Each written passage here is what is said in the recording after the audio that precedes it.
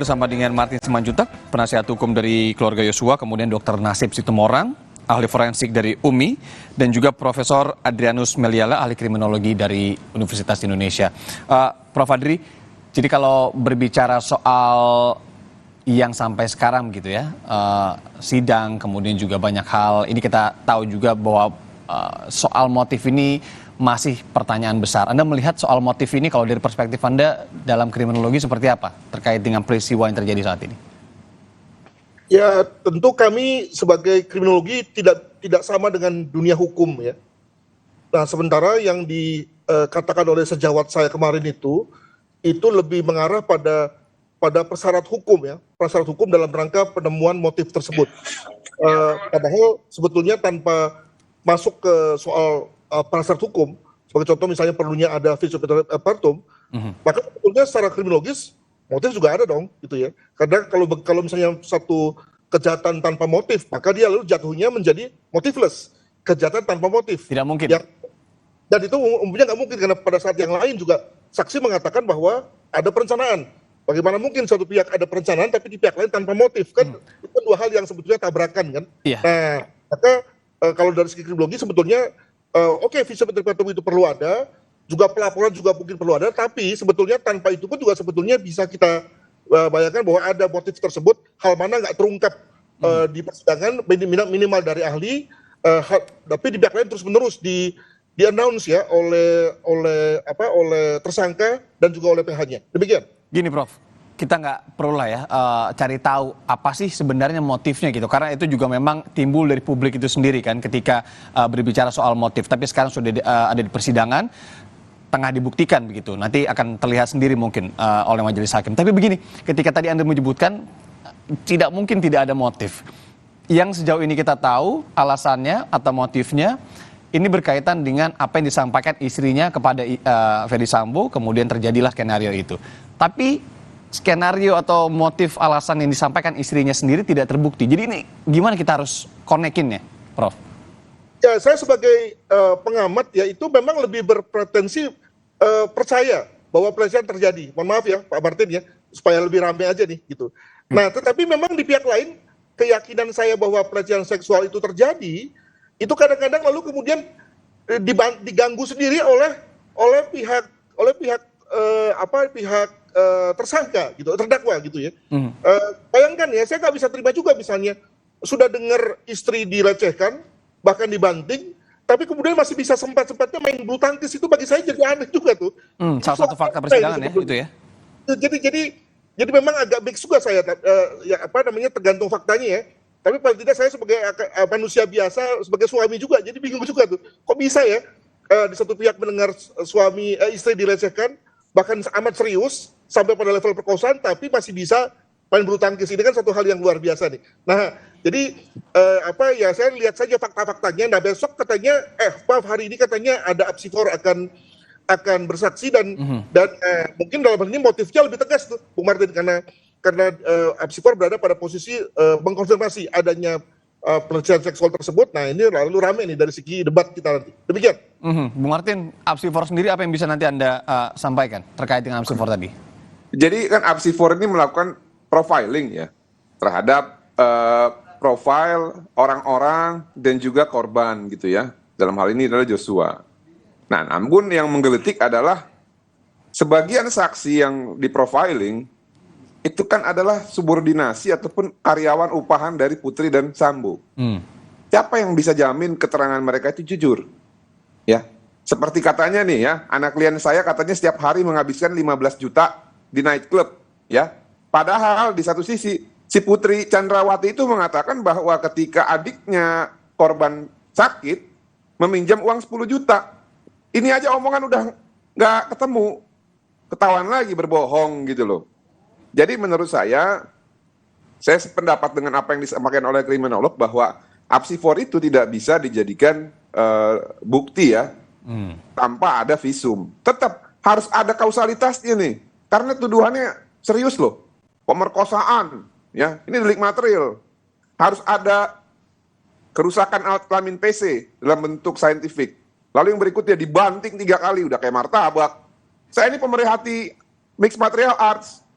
Kalau dia dibanting, udah encok itu si Putri. Ini kan enggak, Oke. tegap-tegap aja tuh. Enggak Bang encok. Martin, sama seperti yang apa berikutnya, yang... satu lagi. Mengenai motif, saya yakin sudah terbukti motif itu. Motifnya apa? Adanya pemberitahuan bohong yang diberikan PC kepada Verdi Sambo sehingga memicu ya ataupun provokatif terhadap Verdi Sambo untuk menyusun rencana. Ini juga sejalan dengan apa yang disampaikan oleh kriminolog. Kriminolog bukan bilang motif itu tidak penting. Penting. Tapi motifnya dalam perkara ini yang bisa disimpulkan adalah adanya provokasi yang terjadi di Magelang. Anda ingin menyampaikan sebenarnya yang lebih menjadi penyebab adalah PC begitu? Betul. Nah ini sejalan dengan pertanyaan ya, pertanyaan dari pakar poligraf. Apa pertanyaannya? Harusnya kalau memang dugaan kuatnya pemerkosaan, ditanyanya apakah Anda diperkosa oleh Joshua, benar nggak? Ya. Ini ditanyanya apa? Apakah pertanyaan itu? Tidak. Pertanyaannya yang lain, yang saya juga secara garis besar tidak setuju. Apakah Anda selama di Magelang memiliki hubungan affair dan bersetubuh dengan Joshua? Jawabannya? Selesai. Itu dugaan penyidik, itu subjektivitas penyidik. Walaupun saya juga tidak setuju ya. Jadi saya tetap pada kesimpulan saya, tidak ada kekerasan seksual dilakukan oleh Joshua. Kalaupun ada barang itu, PC yang mau melakukan kepada Joshua. Demikian, terima kasih. Oke. Saya kembali lagi ini terkait dengan, thank you Bang Martin, ke Dr. Nasib soal sulitnya ekshumasi begitu ya, untuk kemudian membuktikan setelah jenazah ini dikatakanlah dalam tanda kutip tidak fresh begitu. Kalau terkait ekshumasi sendiri, kemudian ini dijadikan bukti untuk saat ini, pendapat Anda gimana Dr. Nasib? Tidak tepat atau ada hal yang lebih baik lagi bisa dilakukan? Ya, sebenarnya kan ekshumasi itu yang dilakukan pada kasus ini karena adanya kecurigaan dari keluarga. Kecurigaan keluarga ini diberitahukan kepada penyidik. Nah, penyidik ini akan melakukan penyelidikan, ternyata untuk menjawab kecurigaan dari keluarga ini, maka akan dilakukan ekshumasi. Maka harusnya sudah terdata kira-kira apa sih yang dicurigai oleh keluarga. Nah, ini yang seharusnya dalam ekshumasi yang harus dicari, dilihat. Contoh seperti yang dikatakan oleh pengacaranya tadi, ada luka sayat. Ya, ada luka sayat di kaki. Dengan keinginan keluarga begitu ya? Iya. Dan itu kan untuk menjawab itu sebenarnya. Ekshumasi ini kan membantu penyidik untuk hal dalam penyelidikannya, dalam melaksanakan proses hukum nantinya. Sehingga kecurigaan dari keluarga ini harusnya terjawabnya di situ. Contoh, ada luka di kakinya. Maka saya tidak tahu apakah di hasil visum itu sudah tertulis atau tidak di hasil visum ekshumasi.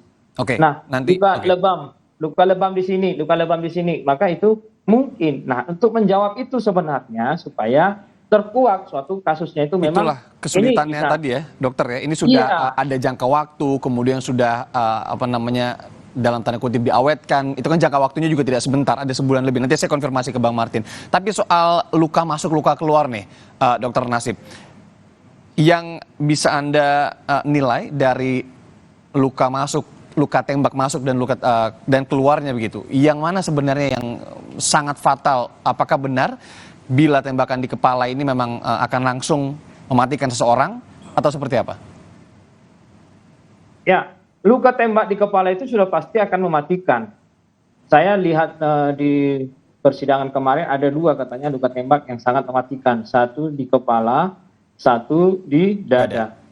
Nah, kalau yang di kepala itu makanya saya katakan tadi, dia luka tembak di kepala. Di kepala itu kalau tidak mengenai otak, tidak mengenai hal yang lain, ya bisa jadi kan belum mematikan. Maka alurnya yang dilewati dari peluru itu apa aja, proyektil itu apa aja, organ apa yang ada di dalamnya.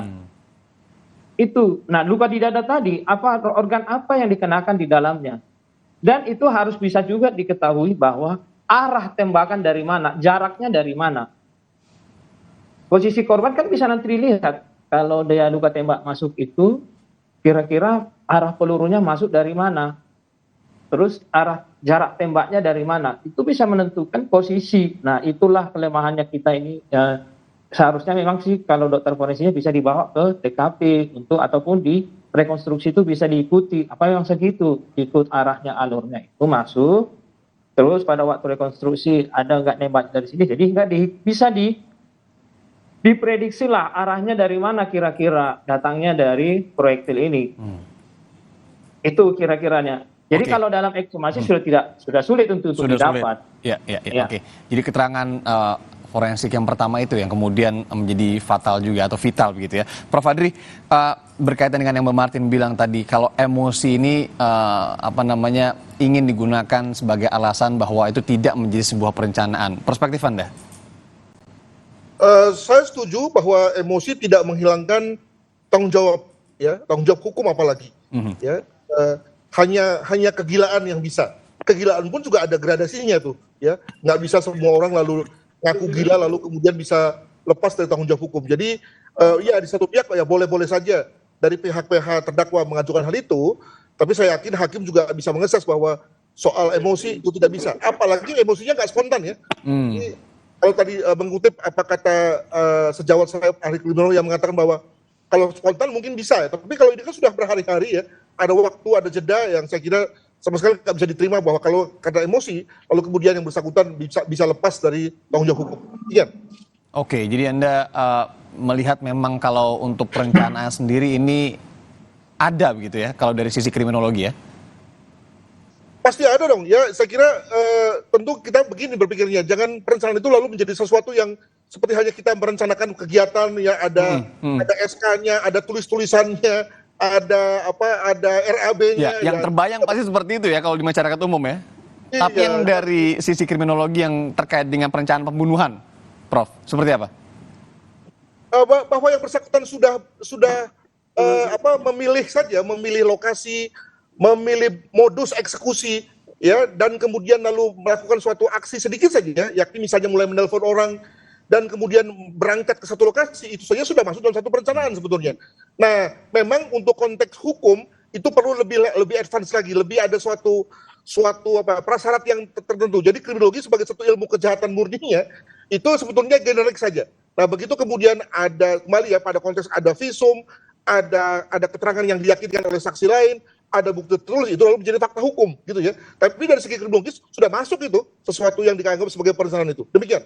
Oke, Bang Martin, sampai sekarang yang kemudian masih konsisten dalam tanda kutip dengan skenario ini kan ada beberapa terdakwa lainnya yang kemudian ini menguatkan apa yang Sambo sampaikan dengan tidak menembak begitu. Tadi Prof. Adri juga menyampaikan ini akan lebih kuat lagi bila memang ada keterangan saksi lain yang kemudian disilangkan dengan apa yang kemudian didakwakan. Menurut Anda hingga saat ini bagaimana, Bang Martin?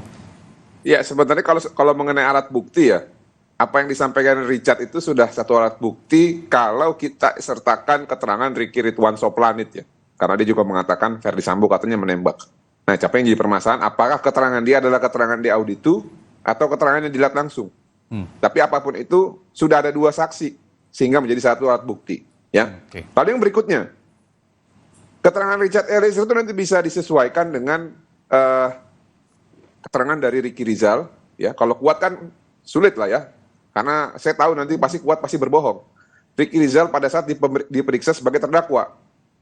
Apakah yang disampaikan oleh Ricky Rizal ya mengenai posisi terakhir Richard, posisi terakhir Verdi Sambo, dan posisi terakhir jenazah disesuaikan dengan hasil-hasil dari pemeriksaan ahli, khususnya ahli balistik dan juga ahli inafis. Sehingga nanti kita bisa menemukan sudut tembakan memungkinkan yang mana dari posisi Richard ataupun dari posisi Sambo terakhir. Kalau menurut saya dari posisi Richard pada saat rekonstruksi dia kan ada tidak di belakang Joshua pasca Joshua terkapar. Ya. Nah, sehingga tidak memungkinkan untuk menembak kepala belakang Joshua dengan garis yang lurus. Yang bisa menembak secara lurus itu adalah orang yang di belakang Joshua. Siapa orang yang di belakang Joshua? Menurut rekonstruksi, orang yang di belakang Joshua pasca dia terkapar dan mengerang-ngerang itu adalah Verdi Sambo. Jadi menurut saya persesuaian saksi dengan bukti-bukti yang lain itu sudah sesuai di situ. Balistik dan inafis tadi ya, Anda sebut memiliki peranan penting untuk kemudian meyakinkan hakim dalam perspektif hakim nantinya terkait dengan siapa yang kemudian menembak ke kepala. Meskipun perang narasi antar terdakwa ini juga masih terjadi sampai saat ini. Bang Martin, kalau ahli yang akan dihadirkan hari ini, apa yang akan Anda cermati dari mereka? Saya hanya mau mencermati, jadi gini loh. Kan memang saya tahu lah kalau rekan sejawat ini kan suka mengutip hal-hal yang menguntungkan ya dalam pembelaan perkara. Nah, tapi ya di satu sisi saya juga sempat mendengarkan apa yang dijelaskan oleh Apsifor itu melalui ya rekan saya ya, rekan wartawan yang sudah membaca dokumen tersebut. Nah, menurut pendapat rekan wartawan ini, hasilnya itu berbeda dengan yang disampaikan oleh para penasihat hukum PC gitu loh. Walaupun memang ada frasa-frasa di situ yang menjelaskan bahwa memang terjadi trauma psikis.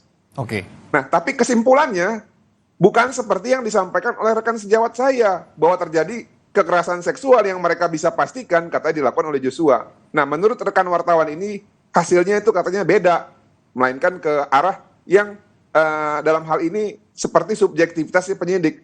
Oleh karena itu, ya, saya ini tertarik nanti untuk mendengarkan keterangan dari Asosiasi Psikolog Forensik ini. Apakah memang benar mereka ini seperti ahli nujum yang bisa memastikan bahwa Joshua ini adalah orang yang antagonis, ya?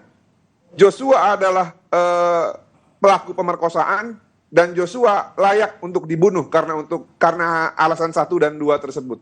Saya tantang mereka kalau berani nih, ya. Biar kita nggak perlu lagi bersidang gitu loh.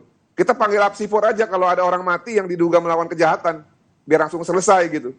Demikian, terima kasih. Oke, terima kasih Bang Martin. Nanti kita lihat sidangnya hari ini adalah kembali akan ada sidang pemeriksaan ahli. Ahli yang didatangkan rencananya ada ahli pidana, kemudian juga ada psikolog. Kita lihat perkembangan seperti apa. Bang Martin Simanjuntak, penasihat hukum keluarga almarhum Yosua, kemudian juga Dr. Nasib Sitomorang, ahli forensik dari UMI, dan juga Profesor Adrianus Meliala, ahli kriminologi UI. Terima kasih Bapak-Bapak pagi ini sudah bergabung di Sapa Indonesia Pagi. Salam sehat selalu. Terima kasih. Bye-bye. Saudara.